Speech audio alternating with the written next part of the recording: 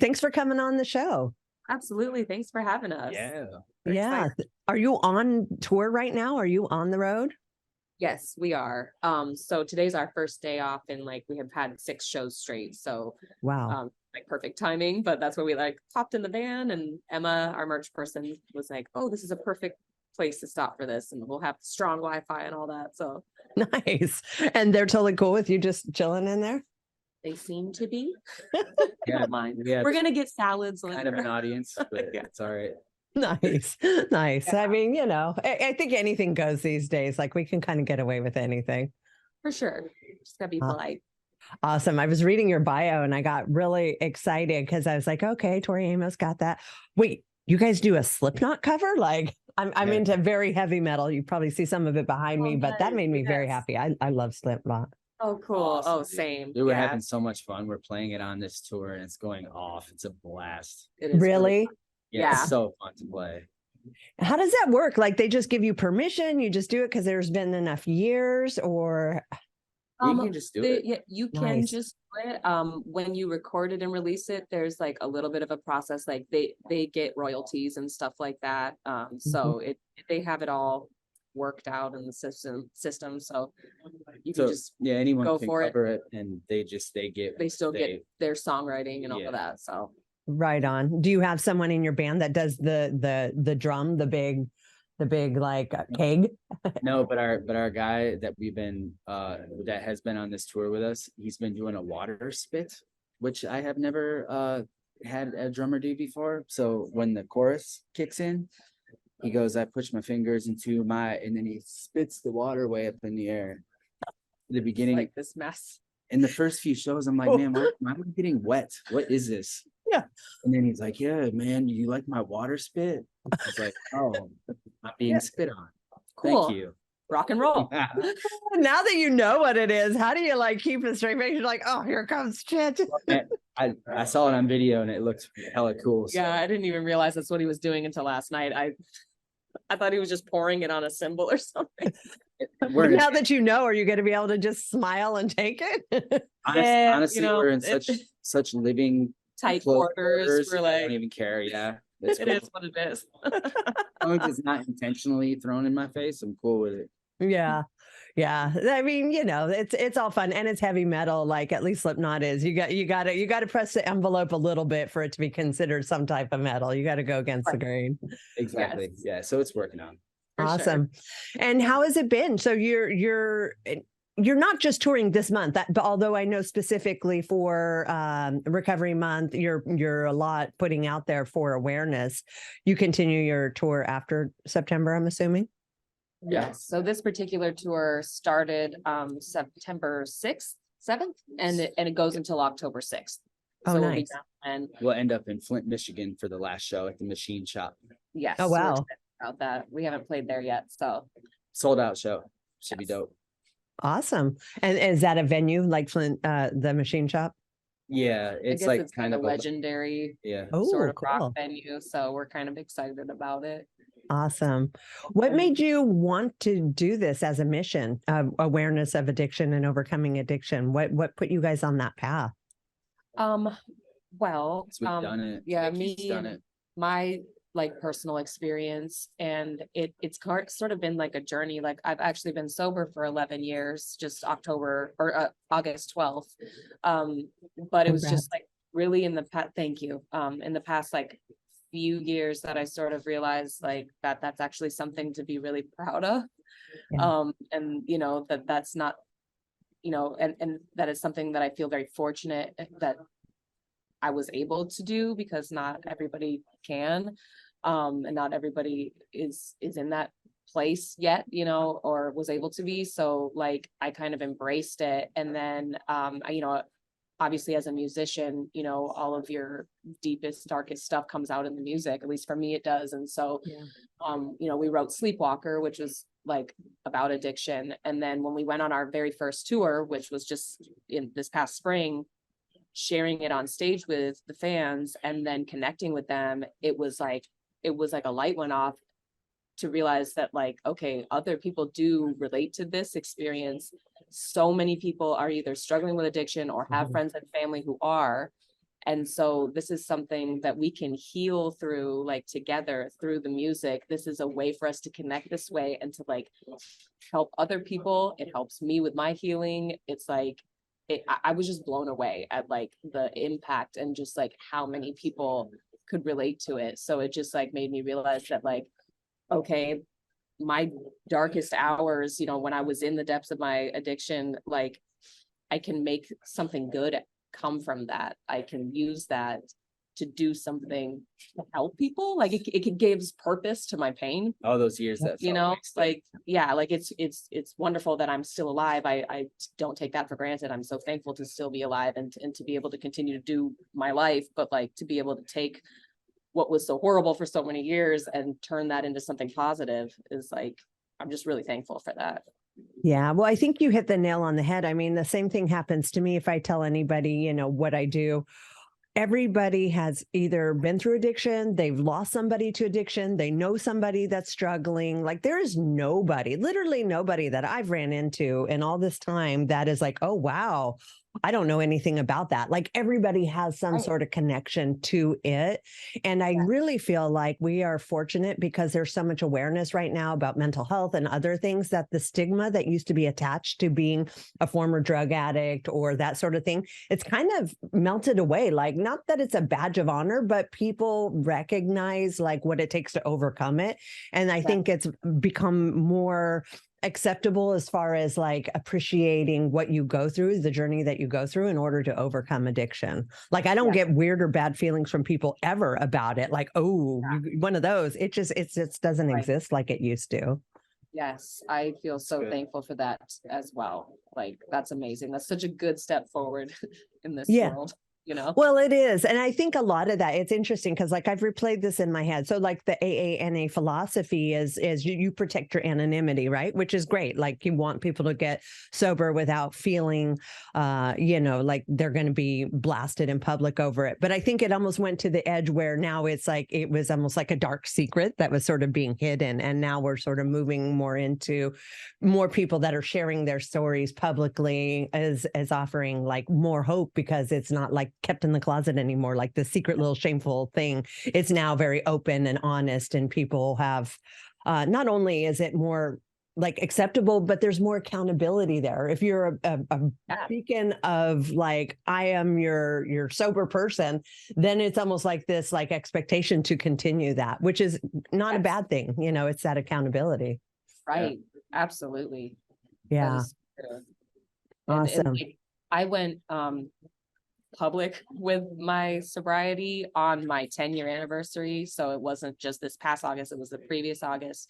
And that, I mean, my closest friends and obviously the people who had seen me in my addiction, they knew, but like when I posted it on like my personal Facebook and also on our band page, it was amazing to just like the freedom, like I felt so free and felt like now people are seeing me for who I really am because it's such a big part of who you are to have overcome that and to be sober, you know what I mean? And for them to just know, oh, that's who you are. And it was amazing to feel like there really wasn't a lot of judgment and a lot of even in our small judgmental town. Yeah, we live in a kind of a small judgmental town. And so that was part of why I what small judgmental town do you live in?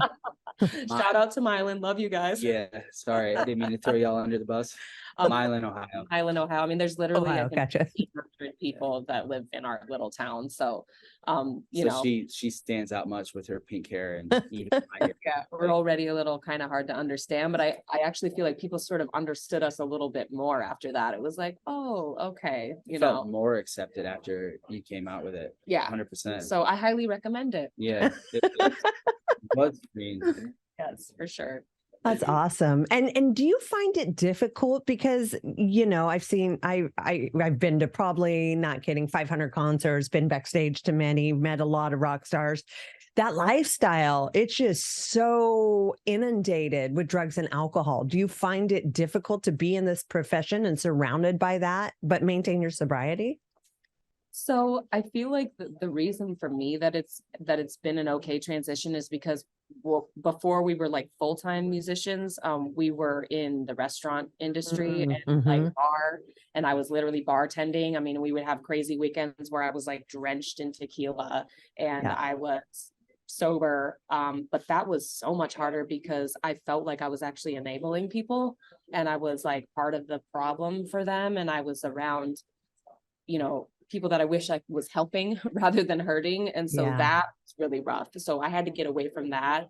And I felt like, and because I was seeing it for the first time, not being part of it, I'm like, I'm sober and I'm watching this person struggle. It did not make me want to drink. It made me want to just like get out of that situation. And so when we were able to thankfully transition into full-time musicians, it was like a no-brainer, like, and our whole crew is sober too. Everyone we travel yes, with. the rest of the band, Oh, merch, nice. everything. So that's extremely helpful. Yeah, it's important to us. So I mean, it makes it easier.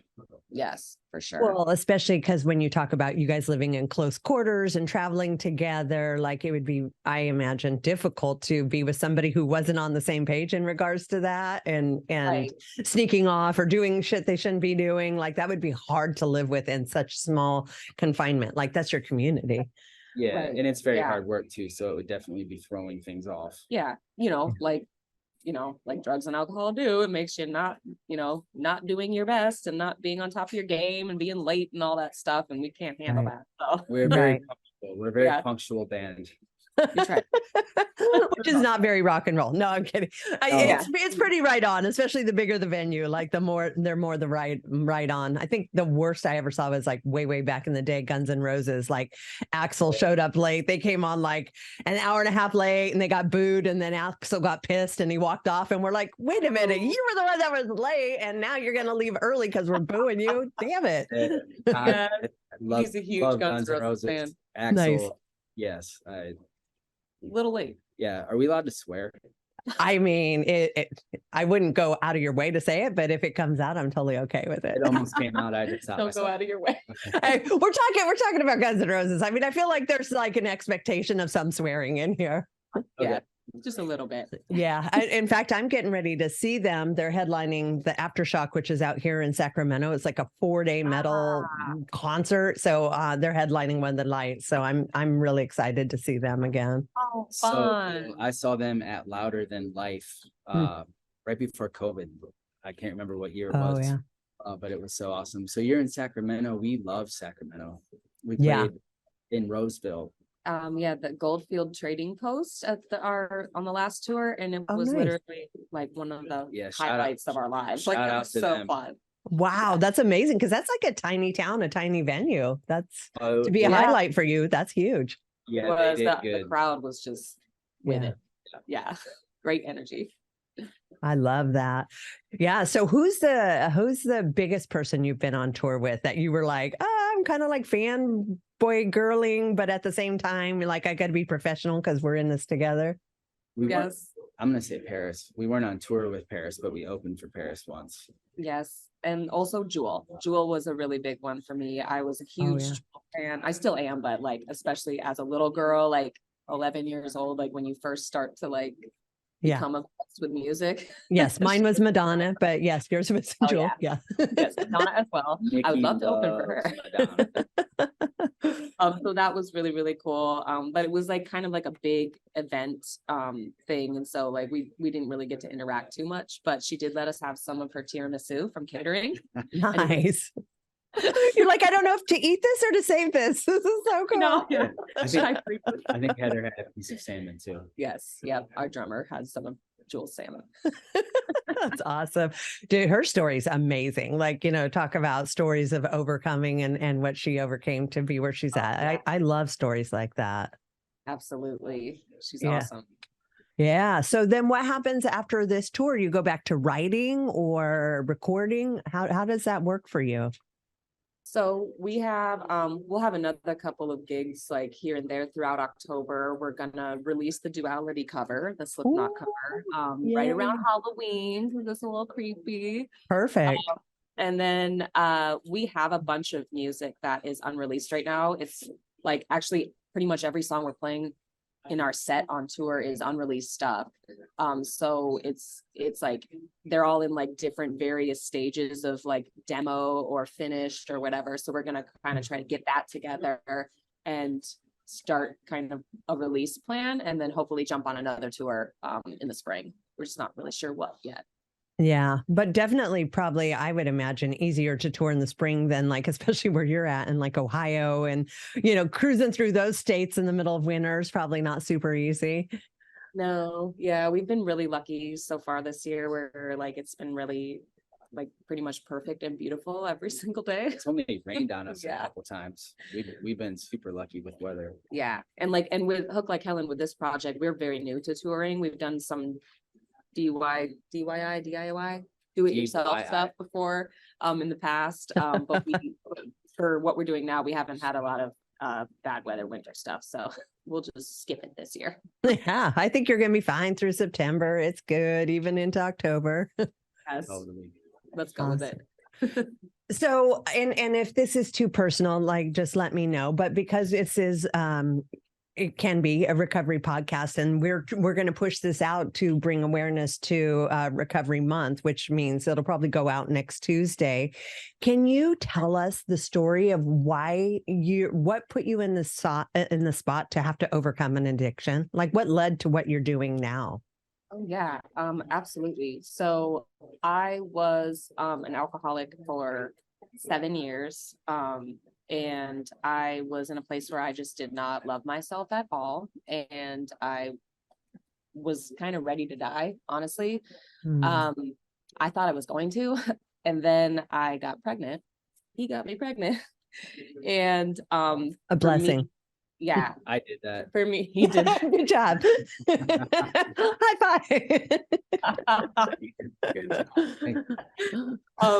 For me, that was the switch that I needed to flip. It was like I could hate myself and not care about myself all day, but that baby didn't deserve that. Yep. And so it was like, okay, like I truly felt that I wasn't even physically like capable of becoming pregnant because of just the physical state that I was in at that time. It was really bad. But then there it was. And so it was, one day to the next. And so I'm so thankful for that. Our son, we named him August because it was August 12th that I peed on my stick. And sorry, I'm in a restaurant. It was August 12th that I discovered that I was going to be having a baby. Yeah. And so, our little boy saved my life, and changed everything. And so it was night and day, obviously, from being, literally not sober to sober, but then it was just this years long, and I'm still continuing the journey of just like, unraveling the trauma, unraveling the reasons behind, the addiction. I mean, I know that there's a genetic component to it, but it's also, in my opinion, a symptom of something else. Absolutely. So having to sort of discover all of that and, find a way to love myself and just figure out who the heck I even was and am.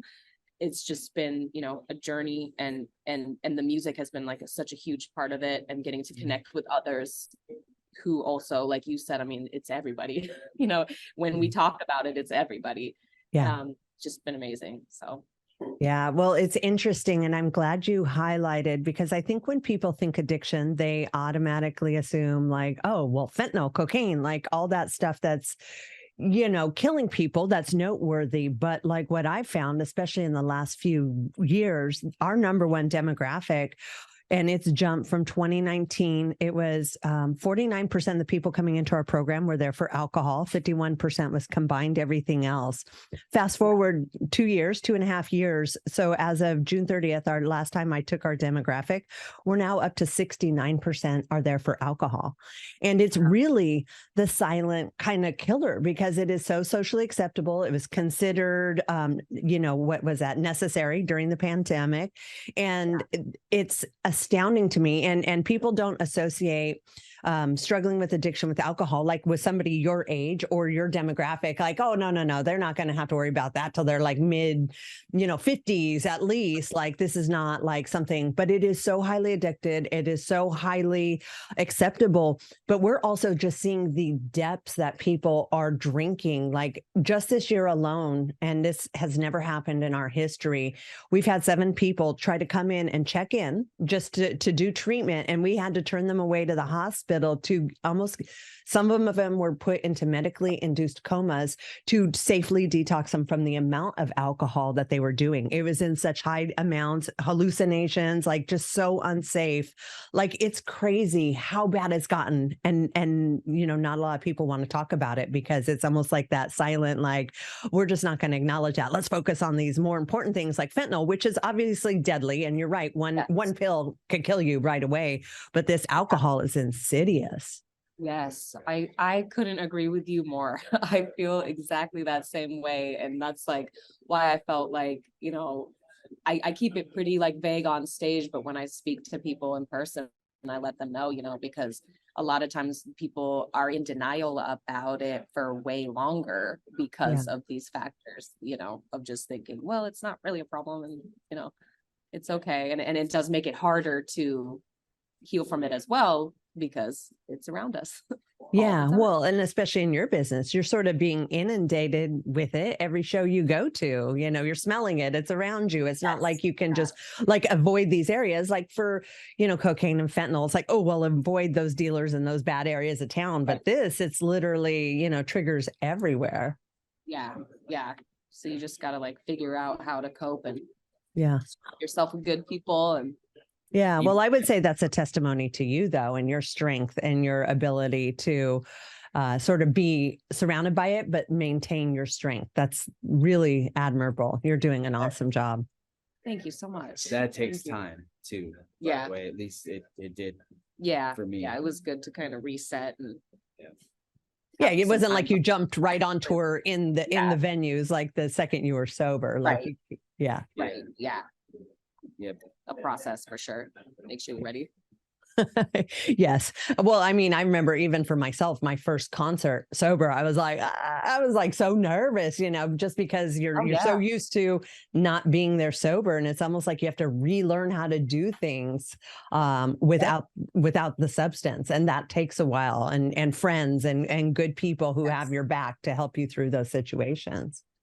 I'll always remember my first sober concert. That's like a thing. What was it? It was, of course, Green Day in Ann Arbor, Michigan. I went with my friend, my good high school friend, sober, had the best time ever. Yes, that's a good one. Yeah, it was weird. My first was, my first attempt at getting sober back in the 80s, Motley Crue. That and it was funny because that was the one where Nikki Sixx and Vince Neil, everybody was trying to be sober, but you could tell it was almost like this white knuckling like situation where you're like, oh man, this is rough. Yes. Stress. Yeah. Mm-hmm. Yeah. Oh, yeah, man. mine was our friend's band actually. Remember Joseph's old band? Of course. And that was like one of the first dates we were ever on. Yeah, it was. I considered a date. Yeah, and they were great. And like I knew they were great, but then like when I saw them sober, I was like, oh, they're really great. Yeah. Shout out to Russia. Yeah, who just also joined TKO, our booking agency. So oh wow. Very cool. Yeah. Nice. So now do you bring your son with you on tour? So we haven't. It hasn't fallen on the summertime when he's in school, when he's not in school. Yeah. So talking about having good people around you and support, John's parents are amazing. So Augie's grandma and grandpa, like John's mom is a teacher at the school that Augie goes to. So they go into the school together every day. And, he's got like a little room in their house and stuff. So it's like really a great scenario. He's super comfortable and we FaceTime and everything. So and when we're near home, he'll come to a show. Yeah, I just came and saw us in Cleveland. Yep. And that's got to be cool for him. You let him be on stage, like he gets to be like a little mini famous. He's a little shy. He is a little shy. Like he's kind of sat like on the stage, like behind the scenes before. The last show just a couple days ago, he was just on the side, but like I went and looked at him and smiled and I almost forgot the words. Aw, aw. It's a little distracting. We're working him up to being able to get on stage and throw out a t-shirt for us. Yeah, Oh, that's the goal. Yeah. Maybe that's next so cool. Once he does that and he realizes how much the crowd is appreciative and thankful and like eager, then it'll Yes. probably start to kick in. Like you realize Yeah. you're helping people, making their day. You'll get a little taste for it and then it'll be over. Right. Now it's back to writing. Right. Yeah. Yeah. Now, have you always been like a writer of music? Is this just something you've always done, or is this something that's come about after overcoming the addiction? Something I've always done, like when I was telling you, like when I was about 11 years old and first became obsessed with Jewel and all the rest of it, like I've just been writing pop music and whatever, and recording stuff on cassette tapes and whatever, like that whole time. But I will say that You're not old enough for cassette tapes. I am. But we had to put like the paper in there so we could record over what it was supposed to be. The band we're on tour with are selling cassette tapes at their merch booth right now. Yeah, I mean, Oh they're my like super cool again. Yeah. That's amazing. I'm glad I held on to all mine. Yeah, Yeah, we no, had to like, put the I'm trying thing to in there and then pen hope it it doesn't come out and then record Yeah. over it. This one guy, he laughed at me because I had a Madonna tape and I had recorded Slayer over the top of it. I'm like, oh yeah, just put that Madonna tape in, and then it comes out Slayer. It's like, what the hell? I'm like, oh, that's how we do it back in the day. We just, when you're poor, you just get real creative on how to create new stuff. Yeah, and then you'd record something off the radio, Yeah. and Oh yeah. sure you got it right at the beginning and Yeah. good times. I remember that, but Awesome. yeah, as I started to get like deeper into my addiction, like the music suffered. Like it became it. I would go like blocks of time just having writer's block, or just not focusing enough, and like ending up with like a weird stage fright thing because anxiety gets all mixed up in everything. And so there was a chunk of time when it was like definitely not the priority because drinking was the priority. Right. But it's all come full circle and come back around to who I'm supposed to be. Awesome. And do you ever feel like, because I struggle with creativity, like that's not my forte, unfortunately. And so even just to write, like a blog for the day or a post or something, like I really have to give it a lot of thought and think about it. And then I hate what I write. And then I go back in and edit it. And it was like, it's literally just a post on Facebook. Like it is not that big of a deal, but for me, it's really a struggle. But it sounds like for you, it just sort of comes naturally. I mean, It does. She won't say it, but I'll say it. She's gifted at Aw, songwriting, like for thanks. sure. It's thank you. I don't want to say weird, but it's the only word that comes to mind. But I agree with you though. I mean, it's just a Facebook post, but not really though, because that's like you're representing who you are or what you do, and you got to make sure it's the right tone and all that. So, I mean, I definitely will overthink that stuff for sure. Okay. All right. Well, that makes me feel a whole lot better. Like if you struggle with that, then I'm probably quote unquote normal. Some people I see pop out the stuff. I'm like, how do they come up with this every day? Like, wow, like it's impressive. For me, it's like, I don't know what to say. Let me just post a funny meme. Okay, that was good. Yeah, I'm with you. Good. I've written out many Facebook posts and then looked at Deleted them them. and said, "No, never mind, delete." Yeah.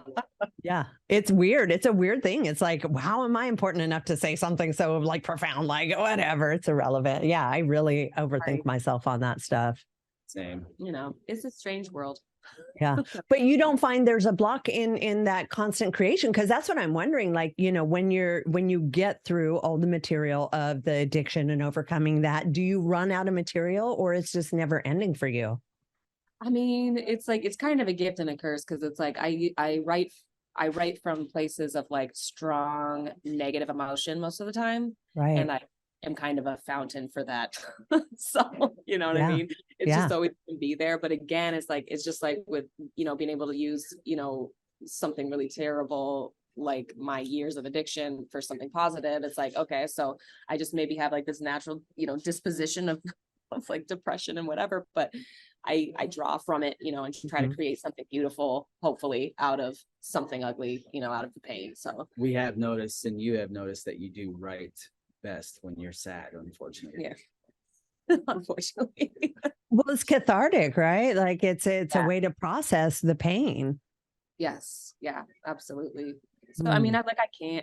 I can kind of fake it and, like do something a little more upbeat or whatever, but it usually has some sort of like dark underlying, message in there somewhere if you're looking for it, but Yeah.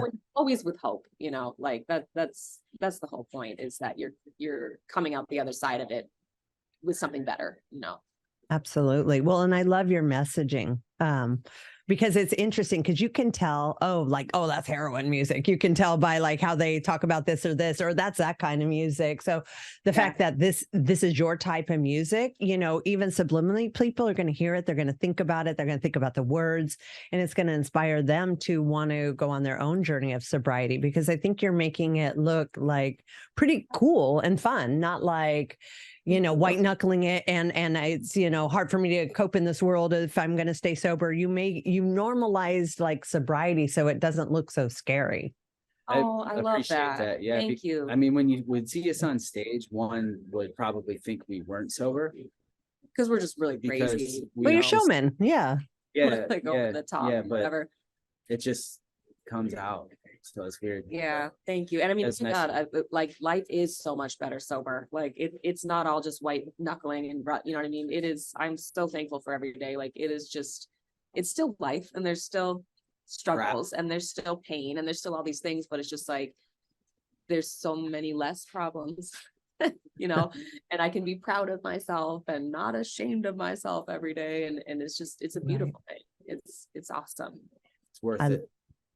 I love that. What else does your routine look like? Do you guys like find a way to work out, like we got to work out, or eat good, or what are some of your other things that you do to maintain life on the road and what you do? Yes. So you nailed Both it. of those things. Those things. Yeah. Yeah. Like I said, I mean, I feel like if you have kind of an addictive personality, you kind of just maybe have that. So you got to try to find the things that are healthy and like good decisions, That's why I have CrossFit. I'm like, yeah, I get it. It's an addiction. Yes. Oh, that is awesome. Yeah. So for us, like I love kickboxing. So that one, we haven't quite figured out how to translate that on the road. Like we don't have a heavy bag with us.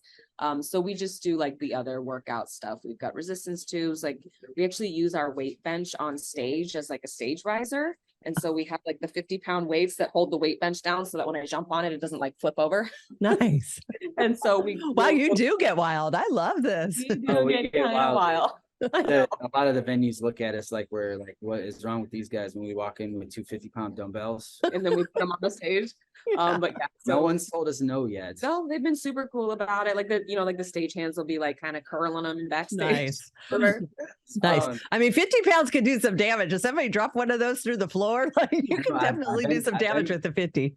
Yes, sure. I've been surprised that they haven't turned us away. Anybody they're all cool. But like amps and gear is really heavy too. So it's like, it's not that big of a deal, but yes, working out, trying to eat as healthy as possible. Which can be hard on the road. Oh, especially on the road, especially the odd hours and things, I would imagine, what's available and that sort of thing. Well, we've already talked about what's next. What town are you guys in? Don't know.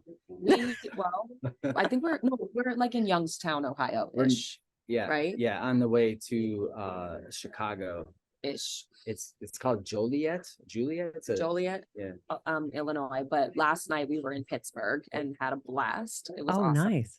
Yeah, Pittsburgh was great. Headed to a venue called The Forge. The Forge, which everyone says is really cool. So we're sounds cool. Yeah. I think it will be. Right on. Well, and how cool for you to be able to sort of turn around. Do you get opportunities to like check out the cities, or it's always like one and done? We showed in that city, we got to get to the next city, or do you get to enjoy it at all? For the most part, it's pretty like boom, boom, boom.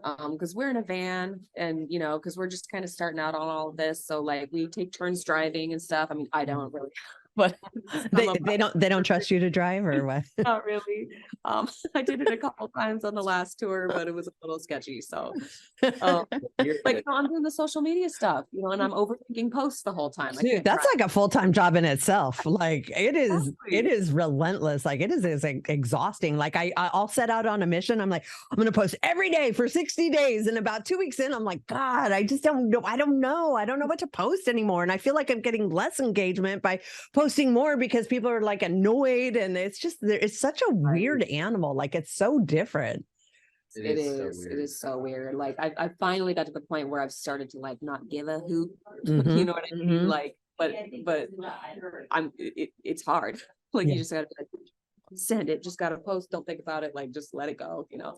So But you I- don't worry about like followers and subscribers and comments. Like you're not spending your time worrying so much about that.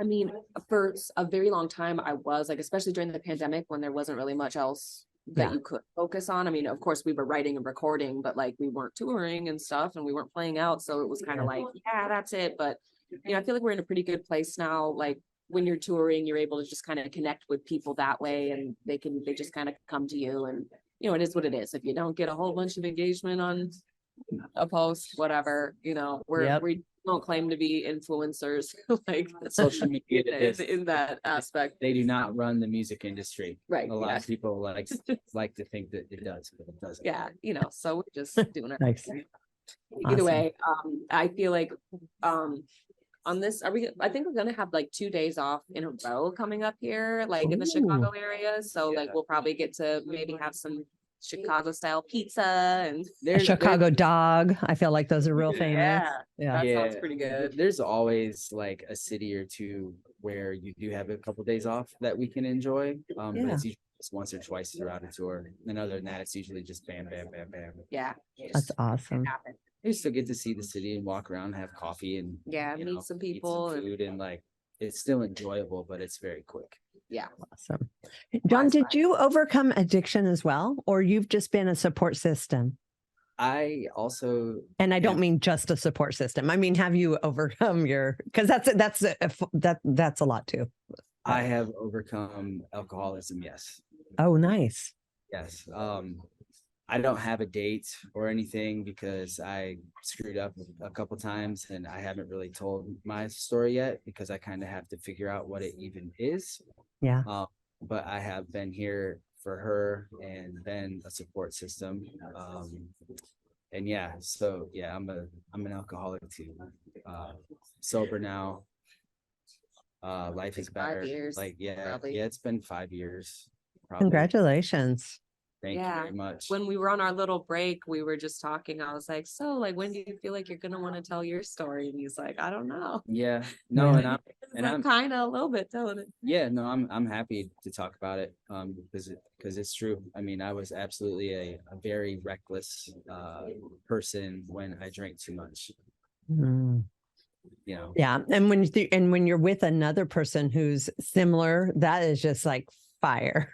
Yeah. So people didn't really like our relationship at first because we were both We were in a band together first. That's how we met. yeah. So Mm. we started off just playing music and partying together and taking a liking to each other. And that's kind of how it started. And, you know, not everyone was supportive of it because We were You know, kind of bringing each other down to a Yeah. certain, Mhm. you know, like I was already like doing this, and then it was just like, boo, you know. yeah. He could Yeah. keep up with me and I could keep up with him, and you know that got crazy. But then, you know, as it turns out, we actually ended up, you know, kind of like becoming the better versions of ourselves together, you know, Yeah. and going through it together. And Yeah, if we wouldn't have met and had Augie and got sober, I don't know where I'd be. It probably wouldn't be very good. I was living in Hermosa Beach, California, and partaking in lots of things that I shouldn't have. like Uh, all the things are normalized out there. You Oh, know? yeah.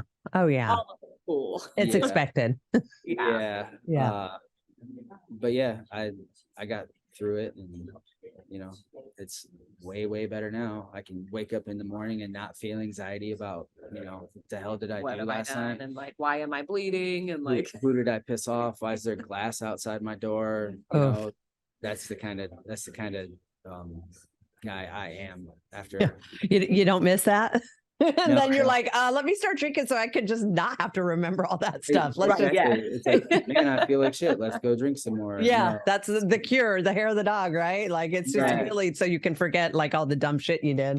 It's Yes, a nonstop cycle, man. And yeah, just waking up and like even when I'm super tired and been on the road and day after day after day and we're wore out, like it's still nothing like it used to be. Like, you know, if Right. if I was to add 18 beers and, you know, a gram of blow on top of that.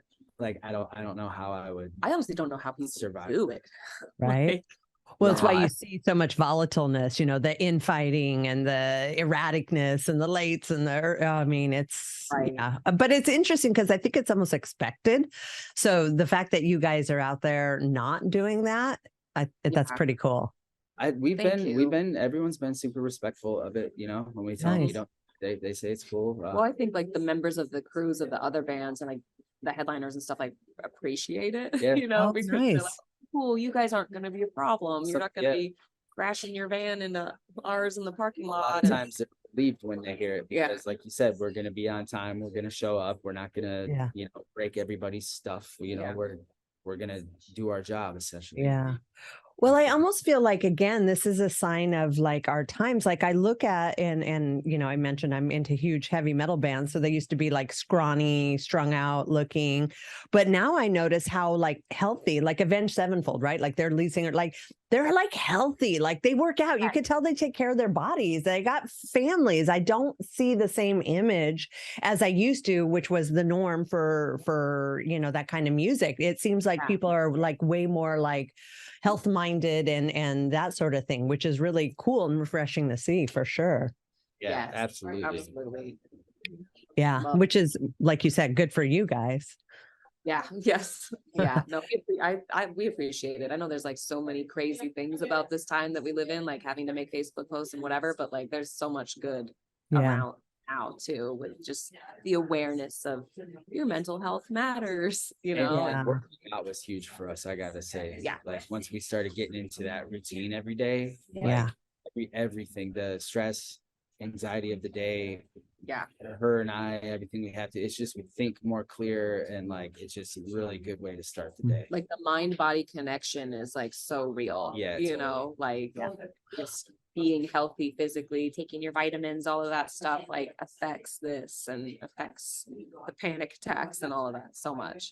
Yeah. Well, that's why, like with my program, exercise is mandatory 6 days a week, just because, you know, we're trying to teach people how to live life without the use of drugs and alcohol. And when you start working out, you realize how that can give you that same kind of high and you start feeling better about yourself, looking better about yourself. You can generate those good feelings without the need to take something. So yeah, Right. exercise is a huge part of our program. I even have a CrossFit gym in my main facility because I just so much believe that like that's the key to mental health, like mental well-being. Like when people tell me, oh, you know, I'm depressed, what do you think? I'm like, well, what's your diet and exercise look like? That's like almost always my very first question, because odds are 90% of the time it's not optimum. Yeah. Wow. That's amazing. I agree with Yeah, that. we completely do. It's been like life changing for sure. Like Yeah. exercise every single day. And you can still like hurt yourself, you know what I mean? But you're hurting yourself in a positive way. Exactly. Well, that's why I tell all my guys at the center, I'm like, you're going to be sore tomorrow, but I still want you to show up. Like your inclination is going to be, let me take 3 days off because I'm starting to feel things again. It's like, no, that's a good thing. Like, I know it burns, I know it hurts, but get back in there. Like, this is how, if you got to train your brain to like love and appreciate it. Yes. Yeah. We do like fitness challenges in our little town with Nice. like groups of people in our little community. And like we got to more people keep joining every time we do one. And it's just become this huge movement for us out in our little town, which is awesome. But I'm just like telling people in my group, I'm like, eventually you start to like doing burpees. Like it starts to be fun. You start to It's true. how many you can It's do in true. a minute. They were my number one hated thing. And I'm like, but Angie, you're short. So they're kind of easier for you than like the tall guy. So you should like just learn to love these things. Yeah. It's weird. You're crazy. Whatever. It is weird. I know. I was like, who thought we'd love burpees? Like, come on, that's just torture. Rather be sore than hungover any day of the week. Yes, absolutely. True. And how do you guys handle being together 24/7 like that? Like, does that take a toll or is it just Oh, like, it is what it is? I don't know. We might be codependent. I'm not sure. We're kind of just like always, everything we do is just with each other. And I think for the most part, we do pretty well. I mean, I'd have to ask the rest of the crew, but I think we keep our marital squabbles to a minimum for everybody, you know, just kind We of. don't really have marital squabbles right now. Really, yeah, you know, I mean, everybody does a little bit, but yeah, we just kind of just make it work. I don't know. Yeah. Well, I think it sort of forces things because I worked with my husband for 20 something years, but when you're around other people all the time and you have to sort of, in my mind, have a professional front, you kind of put all the dumb shit aside because you're not going to have stupid little squabbles in front of everybody because everybody be like, really? And so I think it sort of forces a more professional type relationship where there's no room for that kind of stuff to fester or be present. It's like when nobody has time for that. You don't want to expose other people to that. You're just going to worry about what's important and not what's not. Yeah. Exactly. Oh, I love that. Yeah, no, that's true. So true. We try our best. We're like, okay, I'm just not going to bring up that thing that's really annoying. And then like, it'll just go away. Yeah. Or something. Or you're just learning to like deal with it, I guess. Yeah, maybe I'm just burying it all down. It's gonna explode one day. Take a deep breath, walk away. Yeah. I love that. So any because I know your guys' time, you guys are getting ready to wrap up here. Is there anything you want to say to the listeners? Because we are going to air this next week. I think it's important for us to get, this out for Recovery Month, which is September. Is there any final things you would like to communicate with our viewers or anybody that's listening that is, interested in you guys or what you guys have going on? I mean, one is just thank you for listening. And we do have a new single that's coming out on Friday. So if you want to pre-save it or stream it when it comes out, that'd be awesome. And other than that, as far as recovery goes and everything, this is something that I say on stage every single night before we play Sleepwalker, which is our song about addiction, is, you are loved and you are worth it and things do get better. And that's just like the truest thing that I can say. And easier. Yeah. Easier. I love that. And do you find people go up to you and talk to you and communicate with you? Do they look for advice or they just want to tell you thank you for doing what you're doing? Yeah, they just want to say thanks, we're not therapists, but our music is, music is healing, for all of us, for everybody. So After every show, no matter what city we are, no matter the age of the person, there's always a line of people ready to give Nikki a hug and thank her for sharing her story. And they just want to share their story, whether it's themselves or whether it's, their brother or their mom, someone that passed away, someone that has, they just want to share, and we just do a hug, and we feel it. And it's a beautiful thing, really, I'm so grateful for it. Yeah, I imagine it's similar to like me, with Friday nights, we have graduation and it could be a very difficult week or there could be a lot of trying things. But the second you're in that place and you have people thanking you for making a difference in their life, it kind of like all the problems just melt away. You're like, there's nothing I wouldn't do to be able to help people. And it's the least we could do in this world to try to help more people if possible. Absolutely. All the BS and all the craziness and being tired, whatever, it's gone. It's like, this is what this is about. This is what making the art is about. This is what the music is for. Connecting. So, yeah. I love that. Well, if you guys are ever out on the West Coast, I would love to have you guys. Yeah. We'll even bring you up to the center. You could, have a show for the clients and our staff or something like that. We could do live, a live podcast or something cool just to sort of promote and help you guys. And it's not that far from Roseville, like that's like 2 hours from us. So I'm more coastal, but I would love to have you guys come up and do this live someday. Awesome. Thank you. We would love amazing. That. We would absolutely love that. You are just incredible. Yeah. Like so very awesome. Great host. Thank you so much. Awesome. Thank you guys. Have a great tour. Thank you. Nice meeting you. You too. Bye. See you soon. Thanks. Bye.